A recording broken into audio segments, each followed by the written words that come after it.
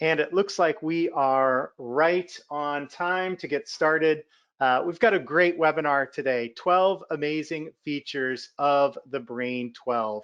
Thank you for joining. My name is Matt Caton, and joining me today is CEO of TheBrain, creator of TheBrain, Harlan Hugh. Thank you, Matt. Very nice introduction. We're really excited about the Brain 12. We've put a lot of love, a lot of effort into this particular build, and we're very excited to share with you 12 features of the Brain 12. And that being said, there are more than just 12 new features within the software. These are just the 12 features that a few of us put together a list of features that we particularly like and enjoy, and we think you'll like them as well. But feel free to download the Brain 12 from our website. It is our current release version right now and available on our website at www.thebrain.com. Now, one thing that hasn't changed is the Brain software is still the best way to manage, organize, and access all of your digital information. Pieces of information in the brain are what we call thoughts, and a thought contains anything from a note to a file, a document, a web page. We've got many different brain examples to share with you today. I didn't want to use the same brain for all 12 features, so I'll be jumping in and out of different sample brains so you can see an example of how these features will fit into different types of brain environments. So let's go ahead and get started. And the first feature, as you can see, I'm going to be talking about feature number 1, Plex and notes integration. So we've really done a lot to integrate the notes within your brain, within the content area, and what we refer to as the Plex, all of the interconnected thoughts. Now, those of you that know the Brain and have been with the Brain for years know that pieces of information are thoughts. And anytime I click on a thought, I can click down from thought to thought and navigate further and deeper down into my brain by clicking on child thoughts or back up through parent thoughts or over to a related topic, a jump thought.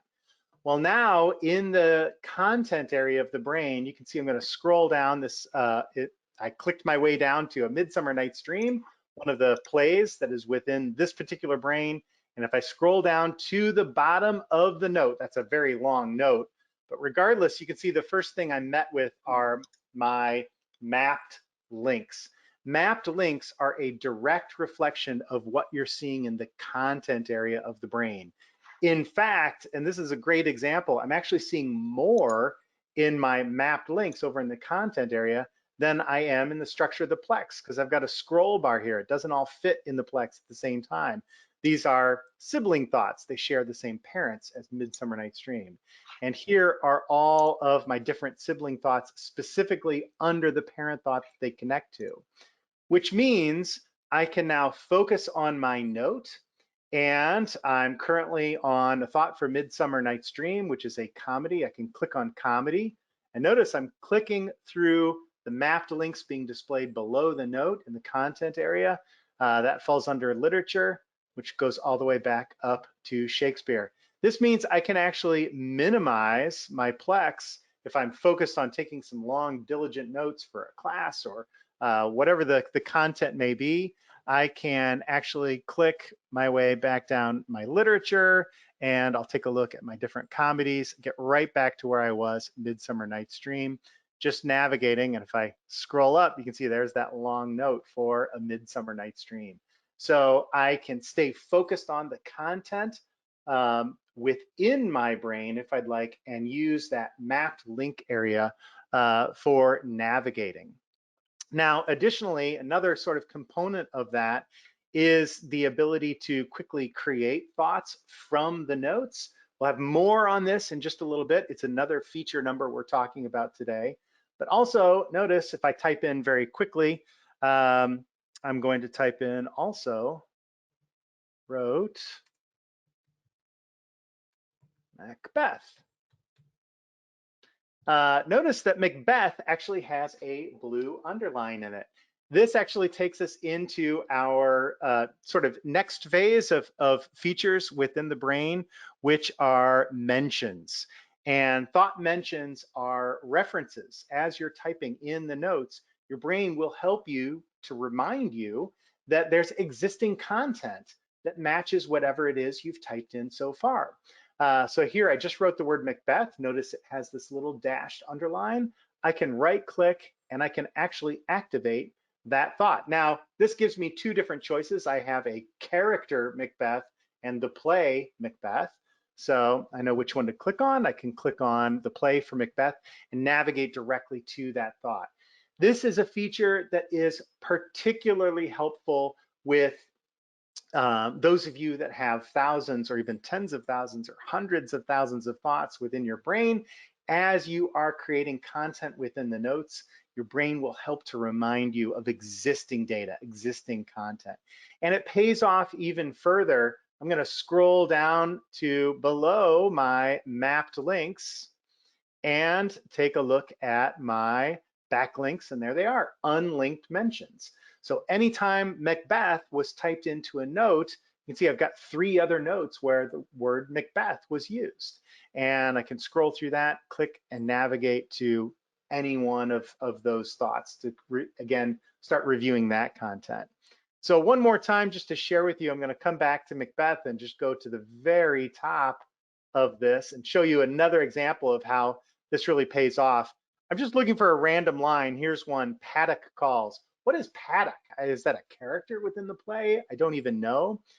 Within the structure of this brain, I have a dictionary of odd Shakespearean words, and it has really helped me over time. I can right click and once again, activate Paddock, falls under P in my Shakespearean dictionary. And Paddock actually means a toad. And it's sort of a catchphrase for one of the witches. They call the witch, one of them is a cat, one of them is a toad. So they're actually referring to, this other witch Paddock is calling. Whereas here in Hamlet, they're talking about a relationship between a toad or a bat and so forth. So you can see where those words are being used in other areas of the brain. So that's another area where those unlinked mentions, not only easy access from the note, but also how many times is this word being referenced? And if I jump back to William Shakespeare, takes me back to now to my third great feature. So number 1 was our Plex and notes integration with the map links. Number 2 was our thought mentions, and number 3 are backlinks. Sort of the evolution of notes linking back into the Plex.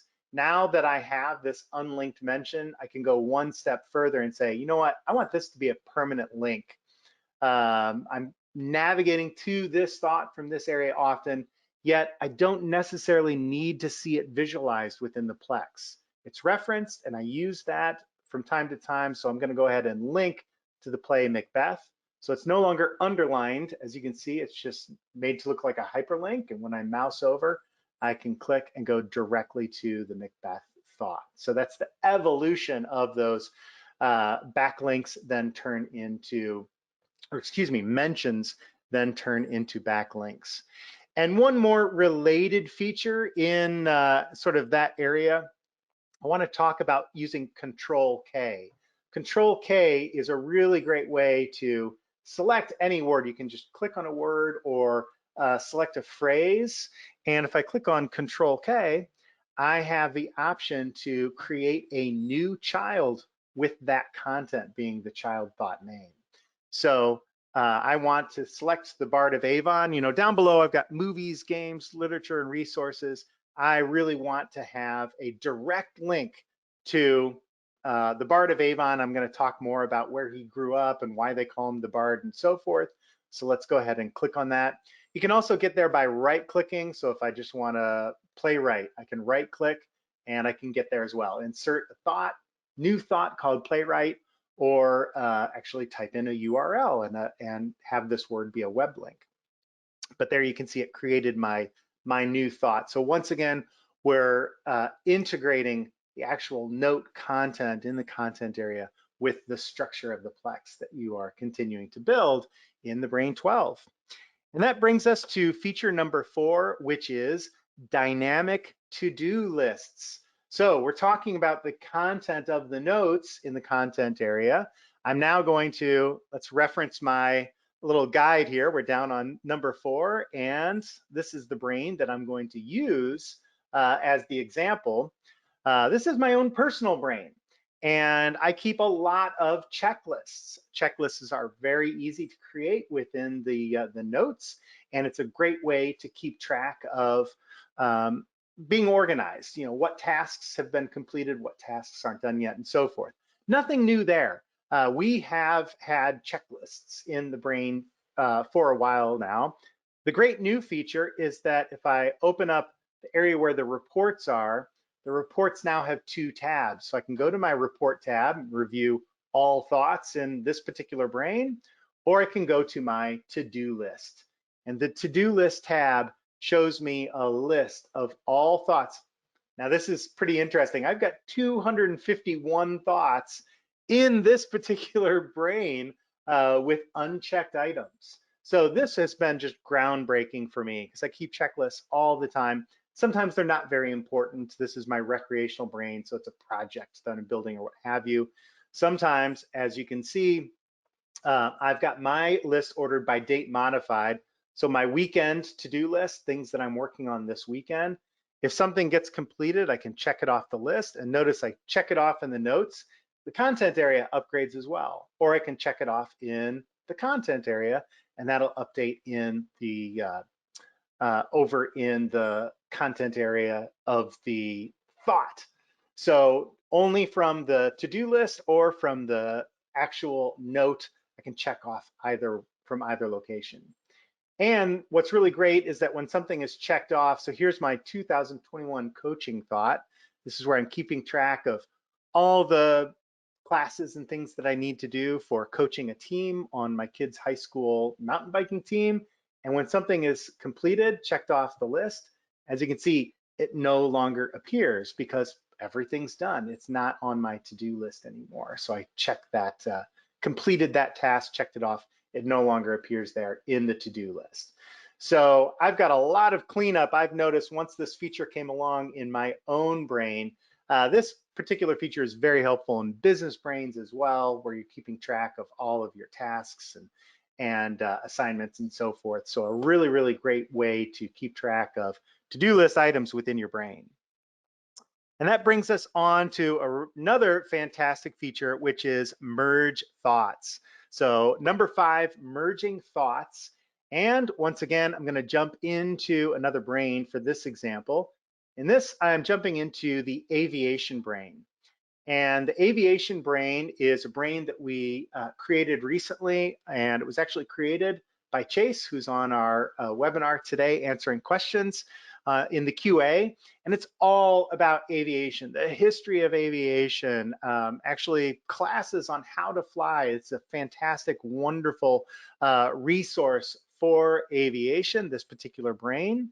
And the feature that we're looking at now is duplicate thoughts. Now, from time to time, I do want to clarify, you know, it's okay to have a duplicate thought. There's a company, Boeing. There might also be a plane named the Boeing. So you've got 2 different thoughts. You saw in my Hamlet brain or Macbeth. There's the play Macbeth. There's the character Macbeth. So 2 thoughts, both called Macbeth. That's fine. You can thought type them. You can make one a tag, one a type, and so forth. But from time to time, there's also human error. And that's what happened here. If I run a report of this particular brain, so I've got over 700 thoughts, but I've got an option to look at my thoughts with duplicate names. And right here at the top is Afterburner. So I can review these thoughts. I've got Afterburner, which is an innovation in aviation. I've got a really great note that talks all about why it was created and the benefits and how wonderful, what a wonderful marvel it is.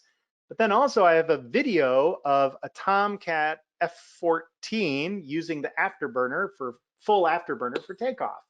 So 2 thoughts, both very related. This should be the same content, whether it's the video or the history. I want to retain all of the links, and I want to retain the notes and the content as well. So I am going to control click. Now, if you're on a Mac, you would command click.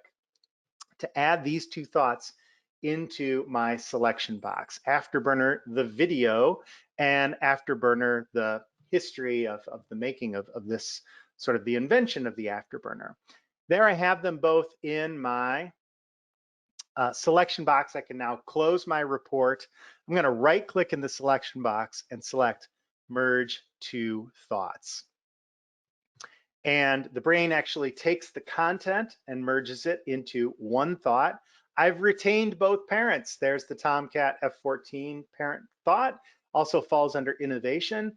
I've got the history as we saw earlier, and down, I didn't have any other notes. Oh, there's my other note. Attached video is the F14 Tomcat on full afterburner takeoff. So I've got a link to that video as well as the Wikipedia page, which was linked on the thought under innovation and so forth. So I haven't lost any content, and it's linked under both thoughts. A really, really great way for maintenance of a brain over time to go back and review any duplicate thought names and merge related thoughts that you find within a very large or very old brain that you're working on cleaning up. And that brings us into number 6, which is the redesigned content area. The way we manage attachments within the brain now has changed. As you can see, this particular thought has 2 attachments easily accessible from the top. I'm seeing right now there's another thought, a parent thought, the F14 Tomcat has 9 attachments. Now, if you're familiar with older versions of the brain, you would know that there were a series of tabs across the top. It got very cumbersome for thoughts that had a lot of content. Hard to sort of access all of that content. Here you can see I've got it displayed as sort of a cluster of all the attachments at the very top of the note in the content area. You can actually manipulate this so that it appears as a list, displaying file size and so forth. That's all done in your brain preferences. But also if I click on any one of these, I get a nice, it takes over the content area. So this is an image of an F14. And I've got these nice scroll bars. I can scroll through all of my different attachments, not scroll bars, scroll arrows. So here I've got a web page, a diagram, more images. Here's a PDF file of the F14. So I guess I can learn how to fly an F14 from the PDF. So nice, easy access to all of those attachments. Anytime I click on one, I've got details on the attachments, the file size, and so forth. And I can close to go back to my default view of the content area, which is the notes and all of the attachments accessible in this nice little grouping at the very top, space-saving cluster of attachments at the very top of the note. And so then we move on to feature number 7, which is extracting child thoughts from notes. Now for this particular brain, I want to open actually let's click here to open my list of available brain databases. And I'm going to go into my electric cars brain. Now this is a really, really interesting feature, very, very helpful also if you use your brain and specifically if you use the formatting capabilities within the notes. I won't get into a lot of detail. The notes in the brain are formatted using Markdown, but it allows us to use either the buttons up above, or you can actually type in place to affect your formatting using Markdown in the content area. And notice in this particular brain, now I'm on a thought about autonomous driving. So doing a little bit of research on electric cars and self-driving cars. And there's sort of different levels. Level 0 means the human is taking care of absolutely everything, all the way up to level 5, where the car takes care of everything and the human does absolutely nothing. I don't think that actually exists quite yet. But there are different levels of assistance. And notice at step 3, it starts to really break away into a sort of different level. The car is responsible for more than the human, is the way I see that. So as you can see, level 3 has got a lot of additional data down below. And what I'm going to do is I'm going to decide to select this data and make a new thought. I want a new branch coming off of autonomous driving where I really start researching level 3, conditional driving, automation. So environmental detection of the car detecting the environment. Great. So I'm going to select this content. And because I started off this particular, the top thought here with some hashtags. So you can see there's 3 hashtags. And what that means is it is a heading. So as long as I select some content with a heading, a subheading, or a title, I can then right click on that content I've selected. And this feature is extract child thought. So I'm going to select extract child thought. There's the new thought that was just created, level 3. And I click on level 3, and all the content below that, those 3 hashtags, that content shows up in my note for this thought. So I've taken a component of a very large note, created a new thought, and the subject matter that's just underneath that component, that subheading, now appears here in my content area. So once again, this actually circles back to the very first feature we talked about, which is the Plex and notes integration, sort of another level of that where you can really start going in, sort of cleaning house, finding those large notes, creating smaller topic specific notes and branching off from there. And that also segues into the next feature, feature 8, encrypting files. And encrypting files, I really like this feature. It's all about saving the your data, particularly if you're going to be sharing this particular brain. So if I want to share this brain, but I'm going to be creating, let's say, a new document here on level 3, environmental detection. I'm going to add an attachment, and I'll select from the file templates, and I'm just going to add a Word document to this thought. So of course it opened on another monitor. Let me get this up on the same screen. So here is my top secret research. There we go. Here's my research for autonomous driving. I'm going to save this. It's saved internally inside my brain. And I can launch directly from this particular thought at any time. But if you notice my note, this is some top secret research I'm doing. So I really, really want to protect this document.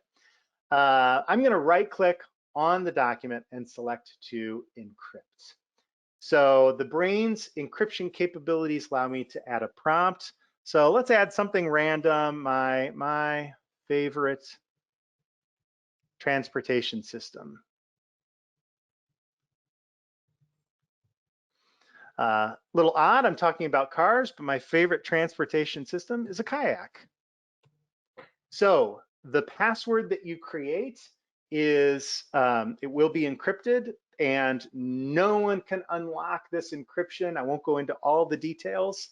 That's a great question for Harlan if you'd like during the QA, but regardless, there's no way to get into the coding of the brain to find out what your password was for this particular file. So give yourself a really good prompt so you know exactly what you typed in.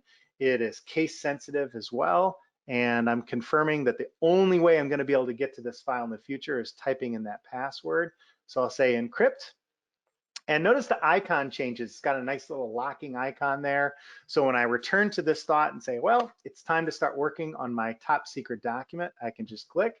And the first thing I have to do is type in that password. So if I just type in some gibberish and decrypt, not going to work. You can have as many attempts as you'd like. There's no limit until you can finally say kayak. I'll type it in correctly and launch that document. So there, I've typed it in correctly. I click again to launch, and it's going to launch here in my other browser. We'll close that, or my other monitor. But I've got access now to that file at any time after I type in the password. And so we move on from feature 8 to feature 9, which is previewing notes. And this is a great example. I'll stay in this particular brain. I'll just come right up here to key technologies. And notice that we've got these note icons on thoughts that happen to contain a note. Here in the Brain 12, we can simply mouse over these icons. So you can see I get a nice little preview of that thought's note. So I know where I'm going without having to click and navigate through the brain. I can just hover over those notes. And that appears also in your search. If I do a search, I'll just search for the word car, for example. But as you can see, I can mouse over these search results, and it's going to give me a nice preview of whatever that content is. There, I've got a web page. I've got some thoughts with more web pages. Down below are my notes. And as you can see, the word car is also being highlighted within the note when I do a search. So I know exactly where the reference of that search criteria is within the note with that wonderful new preview that appears there. And that takes us on to feature 10, which is enhanced image handling in the notes as well. And I believe, let me go back to my notes, enhanced image handling. I'm gonna jump into our space brain. So just to give us a sort of new perspective, another brain example that's actually this one available for you to download from our website. And here's a great example of images in notes. I'm gonna jump down to the Hubble Space Telescope. Now, in this particular thought, you can see I've got a lot of research that's going on the Hubble Space Telescope and a lot of images within the notes as well. If I double click on any one of those, I'm going to get a full-size preview within the content area. Once again, I'm going to use those arrows to scroll through just the images within the note itself. So this particular note, like I said, there's a lot of content in there.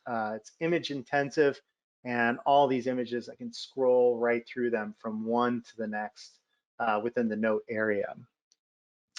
And not only do we have enhanced images within the notes, but better management of the note itself. Oh, let me talk a little bit more about, since you can see I've got a note selected, it's actually telling me the approximate size of that particular image, so I can scale. If I'm really looking for a good, nice, clean layout of all my images within the notes, I can just scale those out. As soon as it's selected, it's telling me what the percentage of that image may be. But also, like I said, feature number 11, which is collapsing and expanding notes.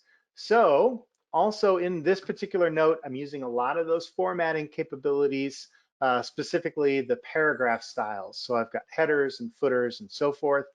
And if I'm really focused on, let's say, construction and engineering of the Hubble telescope, and I don't want anything else in the way, I can actually, as you can see, there's a little arrow icon that appears right next to the hashtags, and I can click on that to minimize that paragraph or that area of the note. If I want to come back to spacecraft systems that are on board the Hubble telescope, I can expand them as well.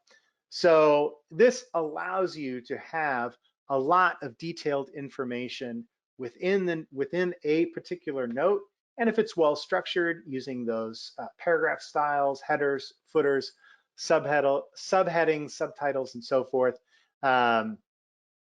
you'll be able to really manipulate the note as you're working on it to have the best potential appearance. Another feature that is also related to properly formatted styles using headers and subtitles and so forth is the ability to add a table of contents. And this brings us to feature number 12, table of contents within the notes. If I just want to pop up table of contents, I can actually hit Control T. That's a Command T on a Mac. But as you can see, this shows me a nice little table of contents using all of the paragraph styles that I've selected. So if it's a heading, subheading, or a title or subtitle, it'll appear here in your list, and you can go directly to that area of the note. Now, if you want to permanently embed a table of contents into your note, I'm just going to scroll all the way to the top, place my cursor here. I think I can Control Alt T, but I also have the option to just click on the button in the content area toolbar. So I can click and add that table of contents. And not only is that nice little table of contents there, it's dynamic. So if I add new content into my notes, so let's say I want a new chapter on assembly. So I'll start off with those hashtags.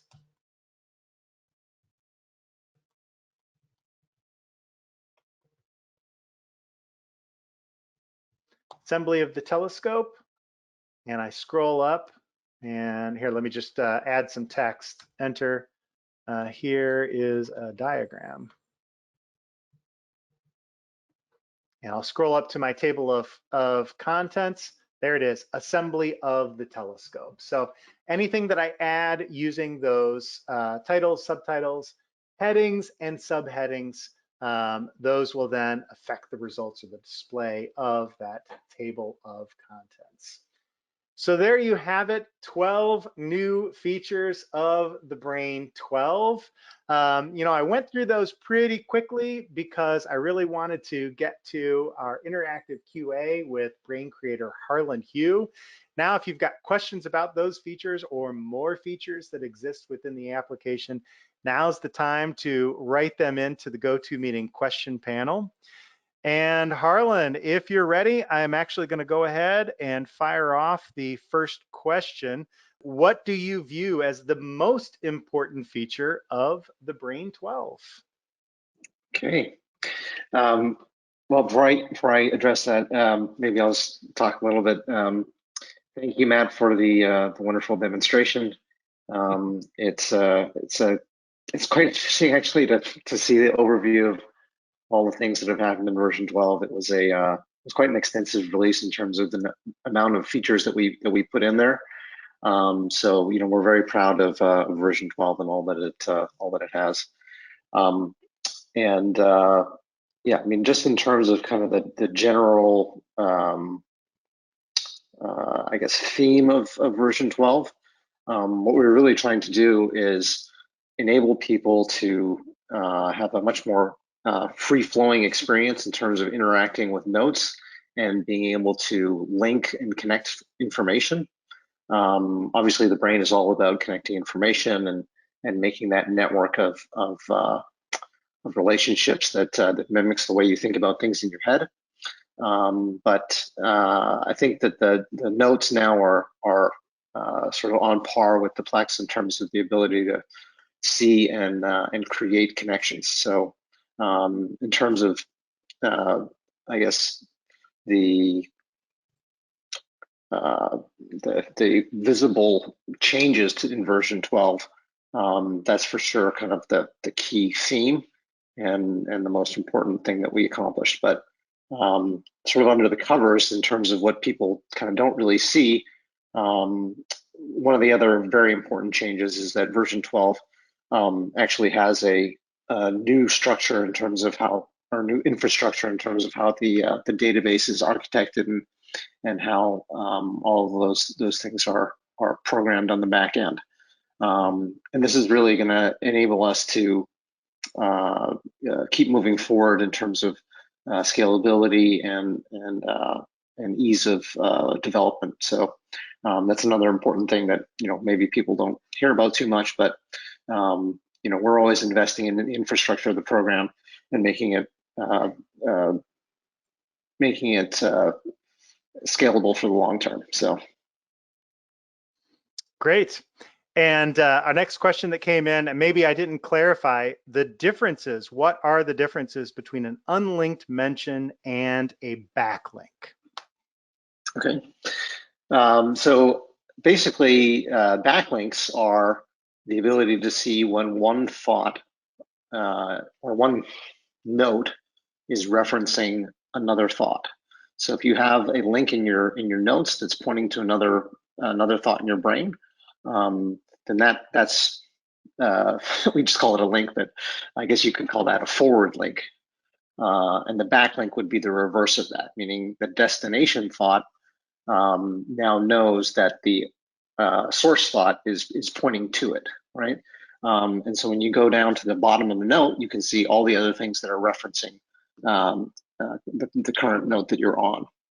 Whereas a unlinked mention is when the thought that you're talking about has been, or the thought that you're on rather, has been mentioned, its name has been mentioned somewhere in another thought, even though it's not explicitly linked.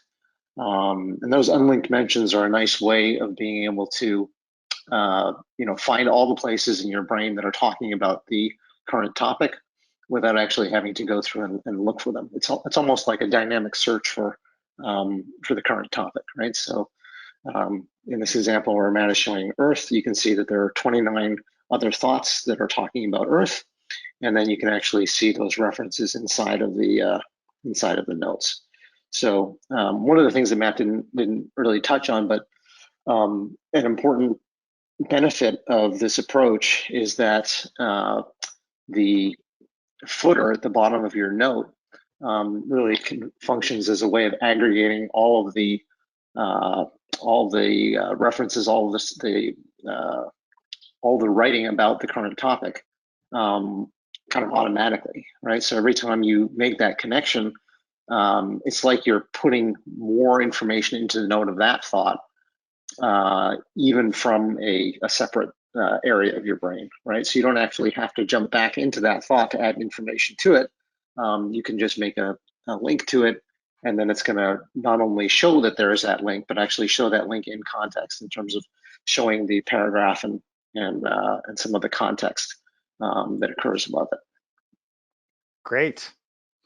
And also, I failed to mention that this can be turned on and off too. Or if you use one more than the other, in the notes area, you can right click to turn your mapped links, backlinks, and unlinked mention, the display, on and off. But this also takes us into our next question, Harlan, from Will, asking about mapped links, backlinks, and unlinked mentions. Will they automatically be there when switching from version 11 to version 12? Yep, that's right. The entire footer section is generated automatically, so and dynamically. So as you make changes to your brain, those sections will fill themselves out. And when you upgrade from version 11 to version 12, you're going to see that appear immediately. As I mentioned, it is kind of dynamically calculated, which means that you don't have to do anything for those references to appear. Great. And once again, sort of a good transition. Another question we found was, what is the process for upgrading from 11 to 12? And then another related question, someone coming all the way from version 3, will that brain upgrade to version 12? So taking older brains into 12, how's the compatibility? Yeah. One of the things that we're quite proud of is that the software's been around for some time now, and we have a lot of users and a lot of brains that have been using the software for well over a decade, 2 decades in some cases. But the data is fully compatible. You can upgrade from any version of the brain to version 12. If you're using version 11, all you have to do is just install version 12, and it's going to automatically know all your brains and all their locations and all that stuff. It's completely transparent. If you're coming from version 8 or earlier, there's an import process. Basically, when you open version 12, there's an import command under the file menu, and you just go and select your brain, and it will open it up and convert it to version 12.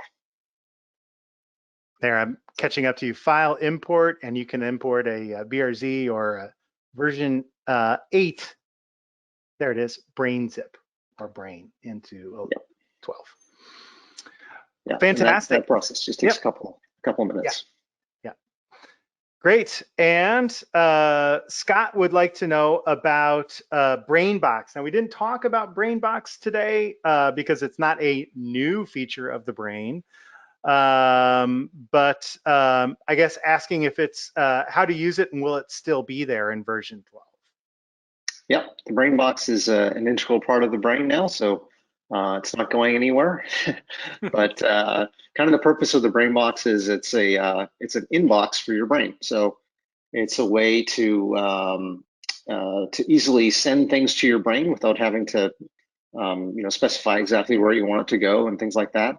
And you can send things to your brain box from a browser. There's a browser extension that you can install into Chrome and other browsers where you just go in and whatever web page you're on, when you click the brain box in your toolbar, it will send it to your brain. And then from there, when you go to the brain, when you click on that same icon, it's going to show that item that you added to your brain box at the top of the list there. So there you can see Matt's just added the page from SciTech Daily, and from there, if he clicks on the buttons, it will you can preview it, or you can create a child thought for it. You can add an attachment.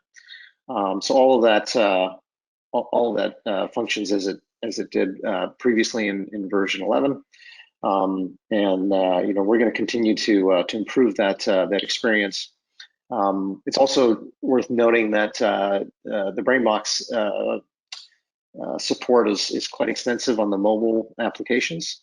So you can send things to the BrainBox from your mobile device, including web pages and other file types. So if you have a PDF document that you're looking at on your phone, or someone emails you something and you've got it on your phone and you want to send it to your brain, you just hit that share button on your phone and say add to BrainBox, and it's gonna show up right inside there very easily. Great. And along those lines, since you referenced from your phone, Jim Jordan, a few other folks had some questions about iOS and Android. Fully compatible, just to confirm. So yes, yeah. Yeah. The Brain 12 is fully compatible with the existing mobile applications. There is a new version of the mobile applications in development now for both iOS and Android, which will bring some of the newer features in version 12 to the mobile applications also. But that's not out yet. But even though it's not out yet, it doesn't matter. It's still fully compatible. The new version is going to some of the innovations that are in version 12 on the desktop will be coming to the mobile apps in short order. Great. And so many, Harlan, just really quickly, so many longtime users of the Brain, names that I recognize, just saying hello to you and I both: Pat Shanks, Conrad Clybourne, Bob Blum. Thank you, everyone. I can't even, and sorry if I didn't mention your name. Thanks, everyone, for joining today. But a lot of those questions about about using the Brain 3 and the Brain 8, coming into 12, coming from those longtime users. So thanks, everyone. Cool. And then our next question that came in is, oops, sorry, let me go back to that.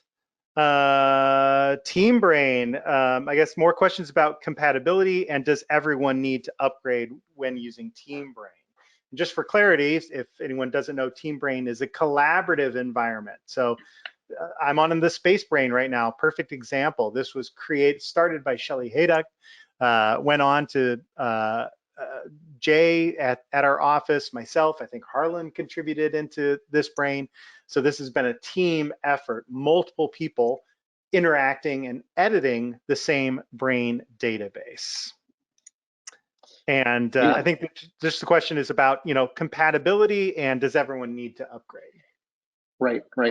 Well, it certainly doesn't hurt for everyone to upgrade, but technically you can still view everything that you create in version 12 from version 11.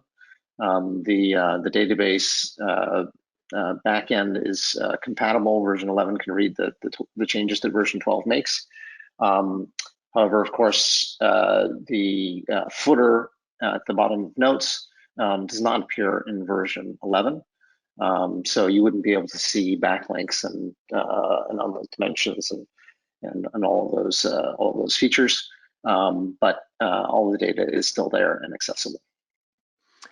And those questions opened up a lot of questions just came in about TeamBrain. Feel free to contact support@thebrain.com if you want to know more about TeamBrain.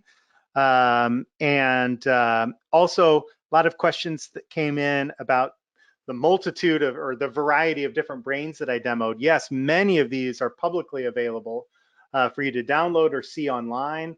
Again, those links are available on our webpage at www.thebrain.com/apps, APPS, or just send a note, support@thebrain.com, and we'll send you a link to download any of these brains. John and Stephen just asking about that. Any of these brains that you're interested in, we're happy to send you a copy. And I guess that leads us to just a final couple of questions. First, this came up a couple of times. Harlan, do you have a favorite feature of the Brain 12? Yeah, well, I guess the thing that's changed the most for me about version 12 is I now use it to write.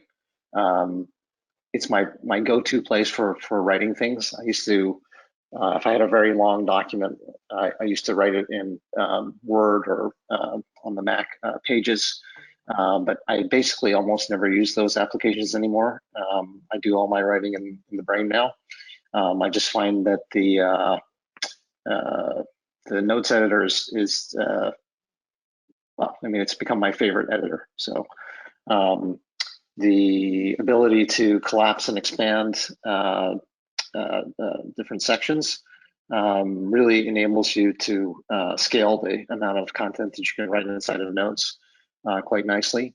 So I find that to be kind of a game changer for me. And then one of the features that we haven't talked about in terms of being, I guess, my favorite would be multi-column notes, which enables you to see a lot more of your notes at once. Yeah, maybe just make your notes the full width of the screen there, and then you can show people. I think you got to go into preferences there, Matt. Oh, there we go. Thank you. And this is a feature that's still in the experimental tab over there on the right. That's where it is. That's why I'm. There it is. This is easily one of my favorite features. So yeah, the way this works is, as you can see, it shows multiple columns of notes, just like you would expect. But this is what I consider to be one of the most innovative features in version 12. You can type on either column, and you can select across columns, and it's all kind of automatic, right? So I can either work entirely in the left column or entirely in the right column, and I can go back and forth between them. So I guess in terms of the purpose of it, I guess the inspiration for this feature is really that most people have pretty wide screens these days, and text wasn't really designed to be written in very wide spaces. It tends to become quite difficult to read paragraphs when they're stretched out. So this enables you to use a columnar layout without actually having to manage those columns. So. Great. And boy, Harlan, you opened up a can of worms on that one. Will the, let me get back in there, options, preferences. Will the experimental tab stay, and what's next? Well, the experimental tab is probably there to stay. Yes, you know, some of the things that are in there are only there because of well, for example, there's the disable hardware rendering section that's there, and that's only there because we were forced to put it there because Intel has a bug in one of their drivers. So, you know, for things like that we don't really want to put into the software, but we have to have them somewhere. That's where this tab will come in handy. In terms of what's going to be, what else we might put in this tab in the future, I can't comment on that just yet. But suffice to say that when we are testing something out that we don't want to be kind of front and center, this is probably where things will show up. So you could always take a peek in there if you're curious. Absolutely. Yeah. And Scott's asking, love this feature. So much content visible at once. Does each scroll individually? Josh asked. No. You'll notice, Josh, that it sort of starts off on your left column, then bleeds over on to the right. As you'll see the picture of the little spaceman here. If I continue to scroll down, he then moves over onto the first, and then the next content flows through on the right hand side. And I think that with that, maybe we'll take this. This question came in a few different ways, but Harlan, we'll close with this. What is next for the brain? That's the $64,000 question. Is that the question? Well, we're always working on a lot of new things. The whole team here is hard at work on the future of the brain, of course. And I can't really comment on exactly what we're going to be doing, but we do have some exciting things in store for, I guess, the near future. We are working on a lot of improvements to notes and improvements to the Plex, some visual enhancements that a lot of people have been asking for a while. Will be coming in a future version. We just got version 12 officially released, so it might be a little bit of time, but version 13 will be out there in in due time. I'm sure it'll seem like just a few days for us, but if you're anxious for it, it may seem like a little longer.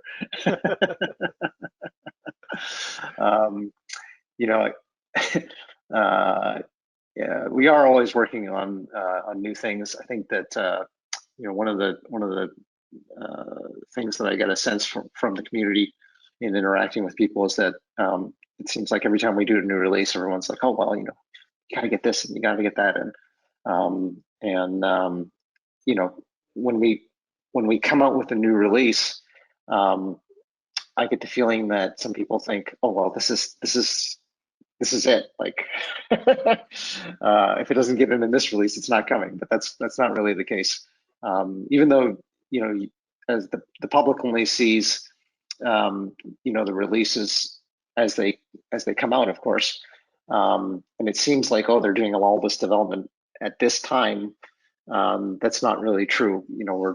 We're developing constantly at a pretty even pace, and it's just a matter of when those things reach your eyes. So even though we put out a release and it doesn't change for a while, that doesn't mean that we're not hard at work making all kinds of new things that you just don't know about yet. So hopefully everyone will be pleased when version 13 comes out. Wonderful. Well, thanks so much, Harlan, and thank you everyone for joining today. A lot of questions came through. Chase really had his hands full and did a great job getting to most of those questions then that we presented for Harlan. We'll follow up. Yeah, go ahead. I just want to just say, I shouldn't forget to say, thank you to everyone for continuously supporting the software over all these years.